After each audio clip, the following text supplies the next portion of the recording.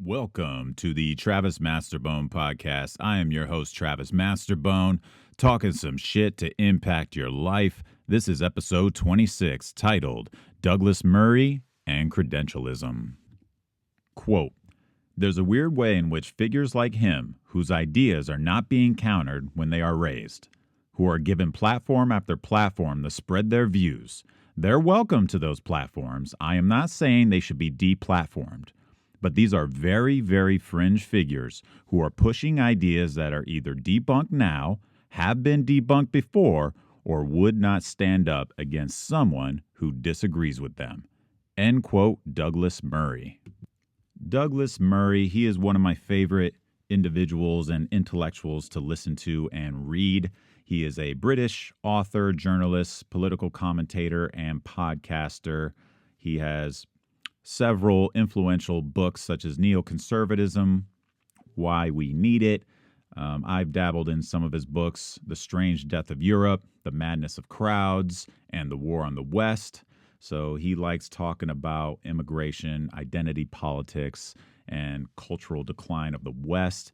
And his most recent book on democracies and death cults, Israel, Hamas, and the Future of the West, he has quite a lot to say in regards to the Middle East, and he is very pro-Israel. And I think this book is one of the main reasons why he found himself on the recent Joe Rogan episode, which is the reason why I'm doing the episode today. I listened to that episode of Joe Rogan with him, and the other guest would be Dave Smith. They get into a little debacle, a little debate, a little discussion, and it's really motivated me to come out of silence and put an episode together. It's been long awaited. Murray, I've seen him on a lot of podcasts, listened to his lectures, read quite a bit of his articles, so I do agree with a lot of his topics and viewpoints. But for the most part, I genuinely clicked this episode to kind of listen to him a bit more. And Dave Smith is a comedian, podcaster, libertarian, who has been making headway in popularity. And I was just really curious why these two were on the episode. So I took a gander. And to be honest, I was really disappointed, for lack of a better word, in Douglas Murray. And the title of this episode, Douglas Murray and Credentialism, it is credentialism and appealing to authority that I did not think was so heavily in the veins of Mr. Murray. I didn't think he really held his own on the topics. He did raise some good points, and I see where he's coming from, but I think him and a lot of people who kind of put themselves on a quote-unquote expert pedestal, I think they're really handling this new wave of podcasting and information and misinformation in the wrong way. I will get into really grave detail about this podcast episode with Joe Rogan and Dave Smith and Mr. Murray on why I feel this way. Again, Dave Smith, comedian, podcaster, appears on Joe Rogan quite a bit, Timcast podcast. He's been on Fox News and CNN. He said himself he was considering running for the Libertarian Party in 2024.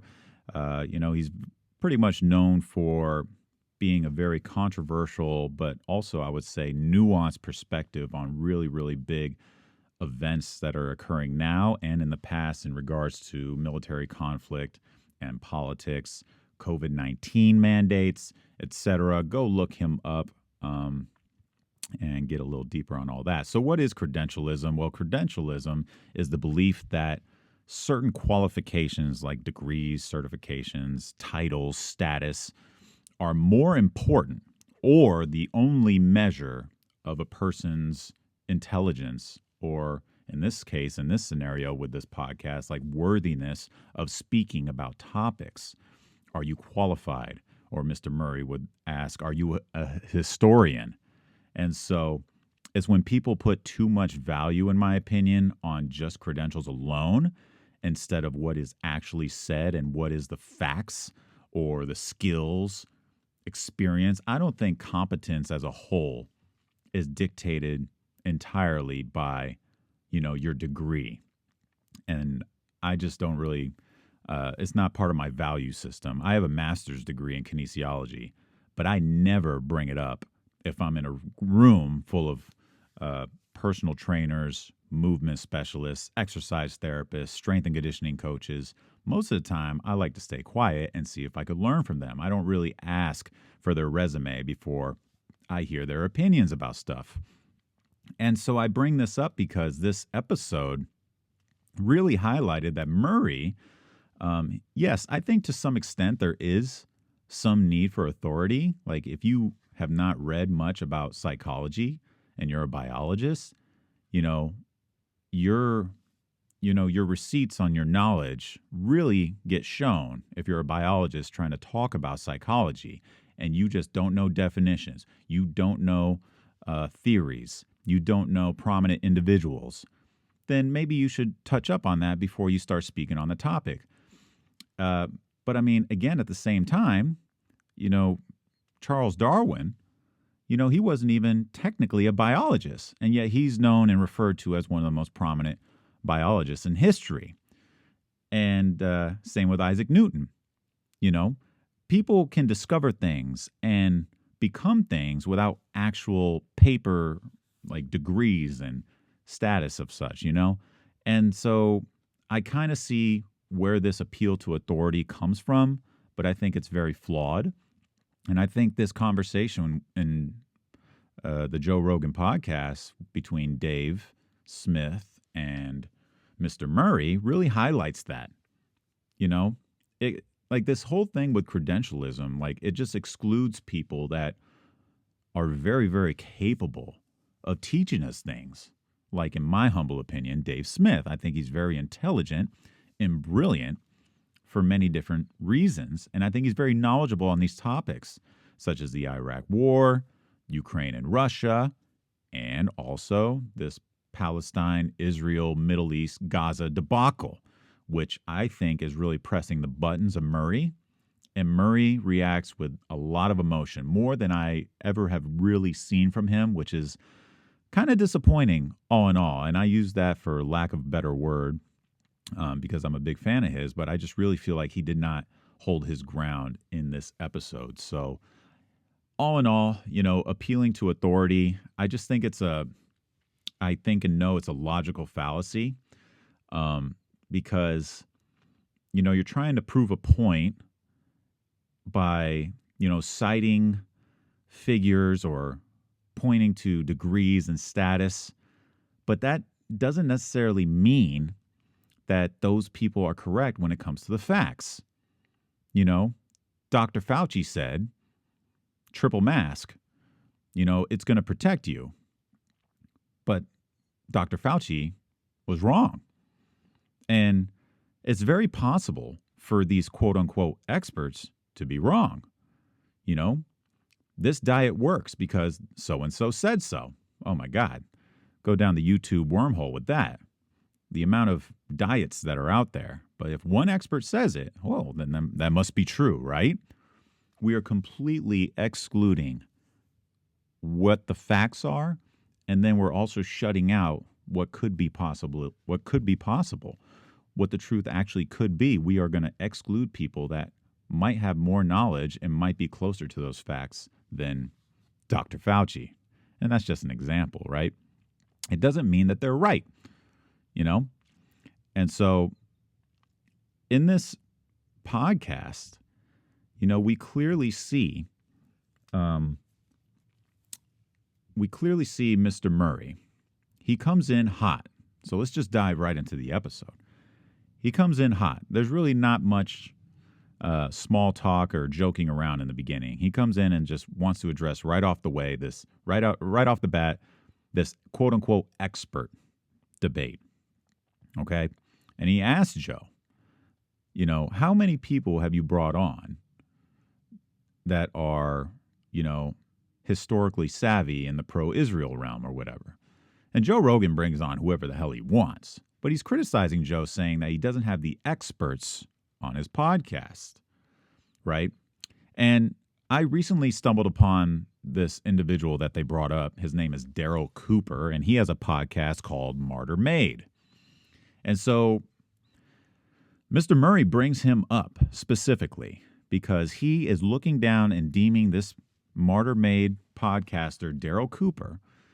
He is looking at him as this guy is spewing a bunch of nonsense, but he is not an expert. Okay? And now Daryl Cooper, he is a podcaster, and he's never claiming that he's an expert, which is a big thing that we need to kind of keep in our back pocket for now. The claiming of it, we'll address that later. But he is a podcaster. He makes 3 to 5 hour long episodes, really dissecting deeply into historical events, and he lays it out very thoroughly and, in my humble opinion, in a nuanced perspective. And so Joe Rogan asked Doug Murray, like, have you listened to Daryl Cooper? And right off the bat, Murray says that he tries. But in my opinion, I think that's a lie. I don't think Murray came into this podcast prepared and equipped. If your sole purpose is to go on this podcast and basically denounce people that are spewing nonsense, or what he says, just endless revisionist nonsense, that is not even worth his time to listen, I think that is very, very ridiculous, and it just shows how unprepared he was. You know, I get it. His fear is the lunatics running the asylum. But Jesus, he really thought Dave Smith in this podcast and Daryl Cooper are lunatics. But he hasn't even listened to their content. So he came in very unprepared, and I think that's a big reason why he really took a big step back, in my perspective, on him kind of assuming that he's the expert, right? He's the one that's the expert here. So in my opinion, he should be the one teaching Joe Rogan and Dave Smith, but it just seemed like they were pointing out his logical fallacies and always coming back to this credentialism and appealing to authority without even doing the homework. And now, this is a red flag, and it should be a red flag for everybody.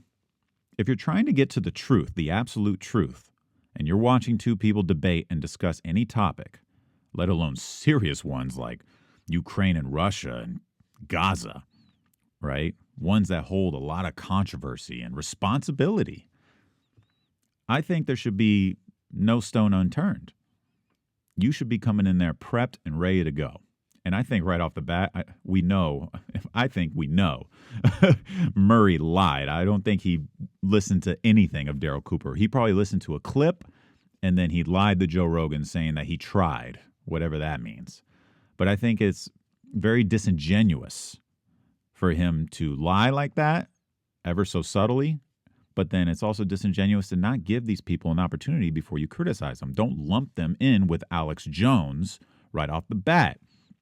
You know, so if he never actually listened to this man, Daryl Cooper, and then he says the same thing, now he goes directly at Dave Smith. He's like, you do this stuff too. You know, you say that you talk about these things like he says, Israel's your stick. This is your stick now, right?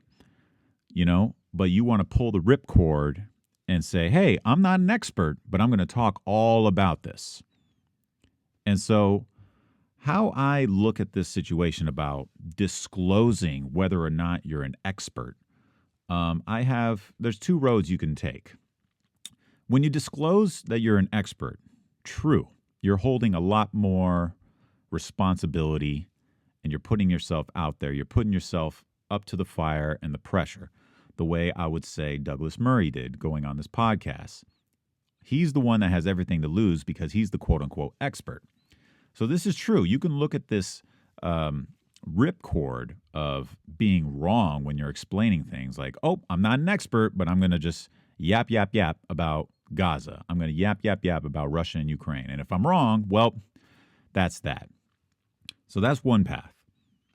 I look at this other path, especially as someone who's also talked about a lot of controversial issues on my other podcast, The Unveiled Patriot, and this one. I think the contrary. I think it's a responsibility to state that you're not an expert. And I don't use this as a ripcord. I use this as the truth.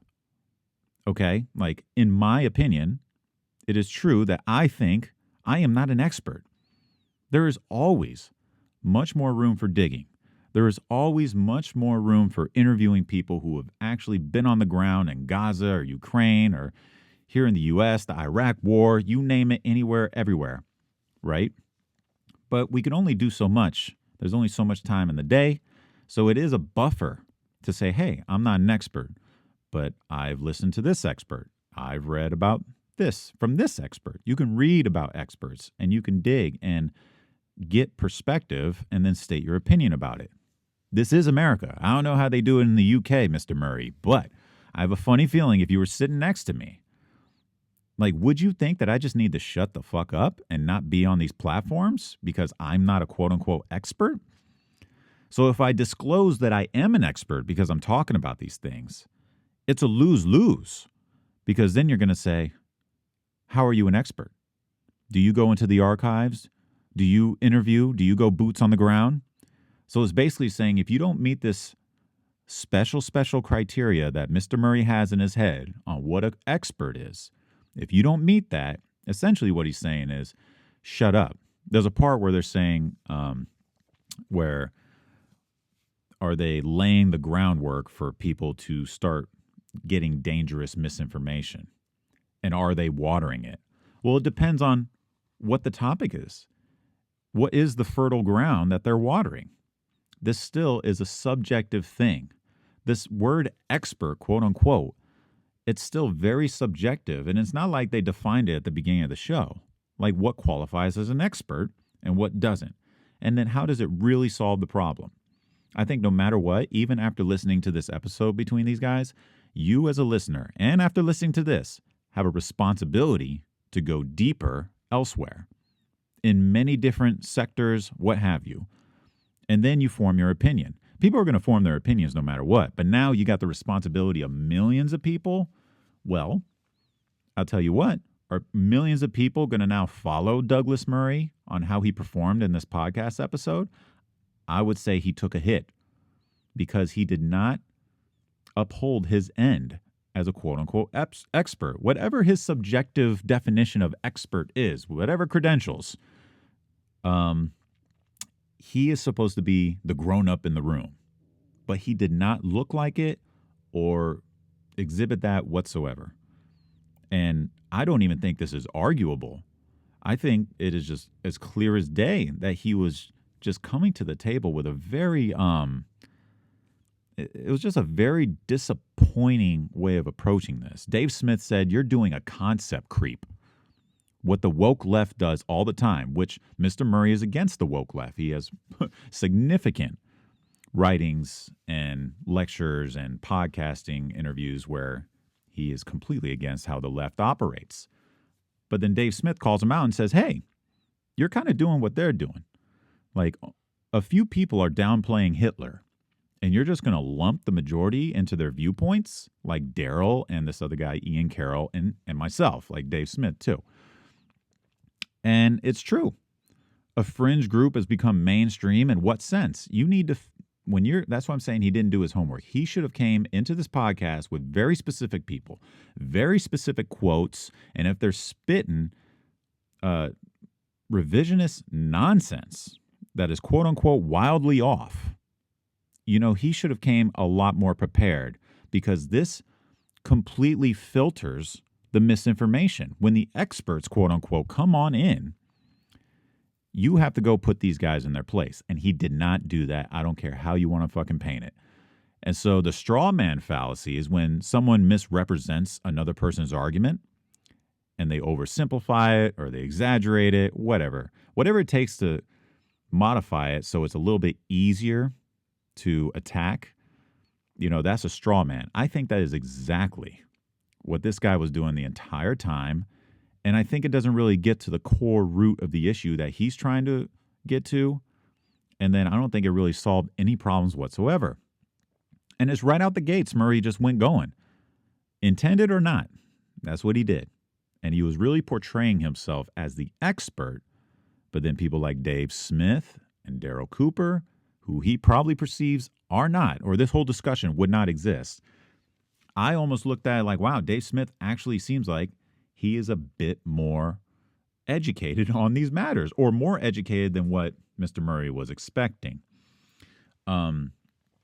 It gets really sticky too when, you're trying to figure out facts.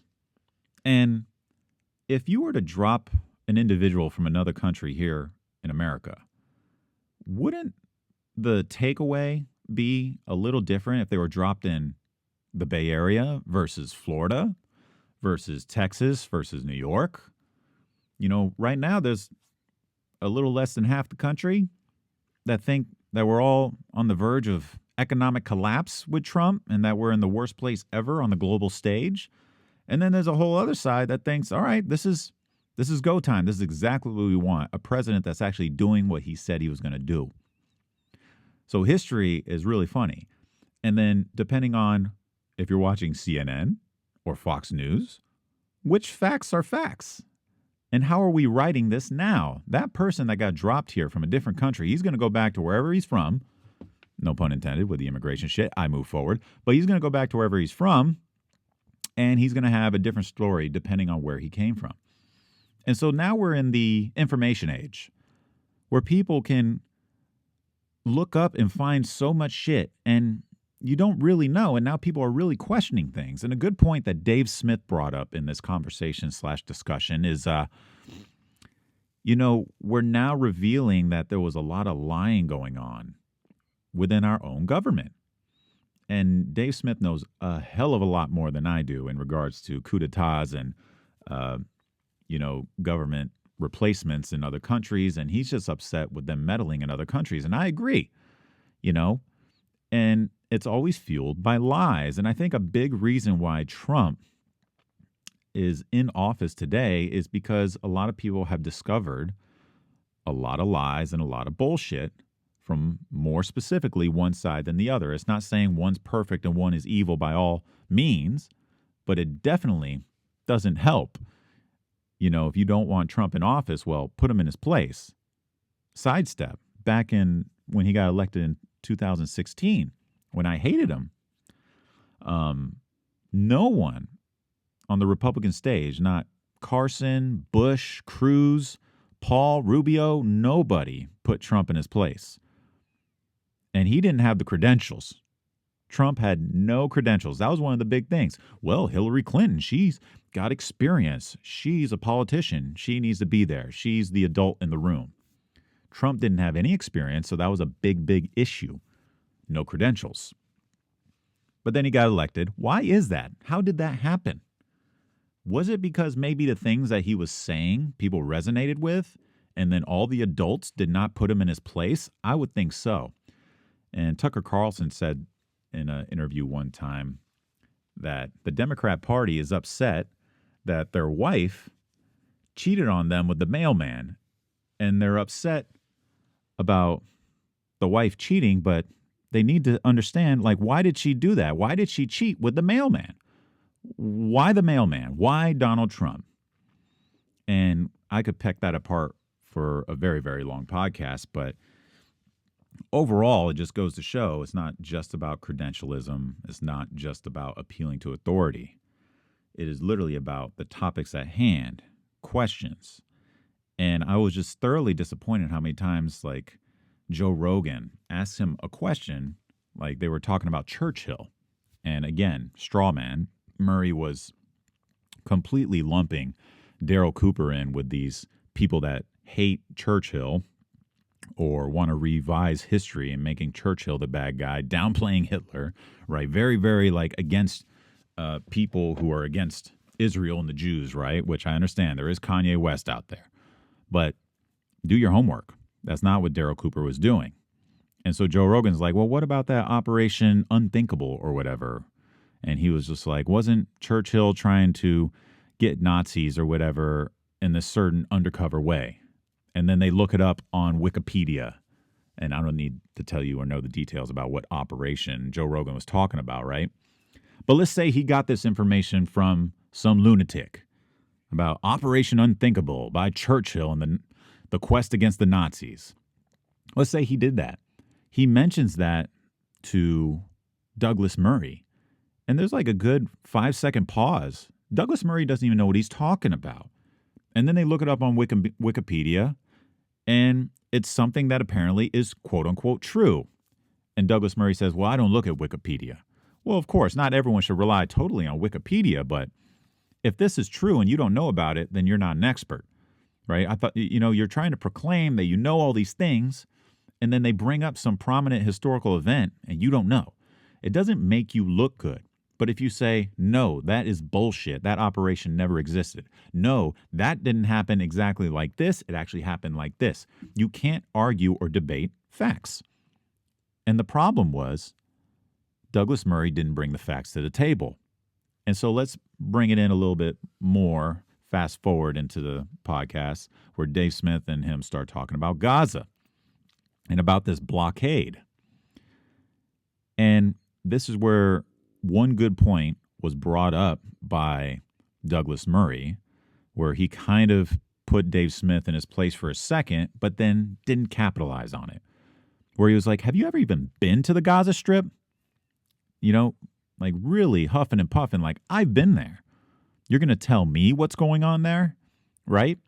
And so Dave Smith asks him about this blockade, and listen to his answer. It's very all over the place, almost deflecting, almost like he doesn't even really know the answer. And in situations like that, especially when you bring up a good point, like if you're going to talk about a certain country or certain historical events, it's not top of the list. It's not make or break in regards to me listening to you, but it does help. Like, oh shit, you've been there? You've talked to people there? Okay, you at least have a better grip of it. Back to the example of that person coming from another country here, it's much more thorough if they've been to Florida and California and Texas and New York and asked people and talked to people, because then they come back with a much more nuanced, both-sided conversation, which is ironic because Daryl Cooper, the guy that Douglas Murray is criticizing, I feel like these are people we actually need to get a better perspective of what the real facts are. And I feel like Douglas Murray and this Gaza blockade little squabble, I forget which part of the episode it is in, probably somewhere in the middle or towards the end, but I was just kind of unimpressed because I didn't know the answer. I didn't really dig that deep into whatever that is in regards to the blockade and how the Gaza people are living and how Israel basically manages what goes in, what goes out in regards to resources.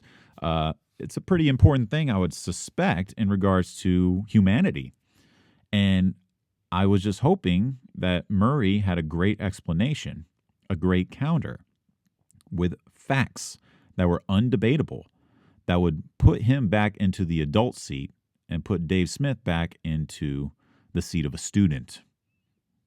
And so take that how you may. It is true. I think you should go to these places, but at the same time, it's still not make or break. Again, credentialism, whether I have boots on the ground or not, irrelevant, in my opinion, if whatever you're saying is absolute bullcrap. I don't care what Dr. Fauci says about this diet or that diet. You can still be absolutely fucking wrong. Okay? And so the biggest red flags from Mr. Murray is it's just way too much straw manning. I get where he's coming from, but he just didn't approach it correctly whatsoever.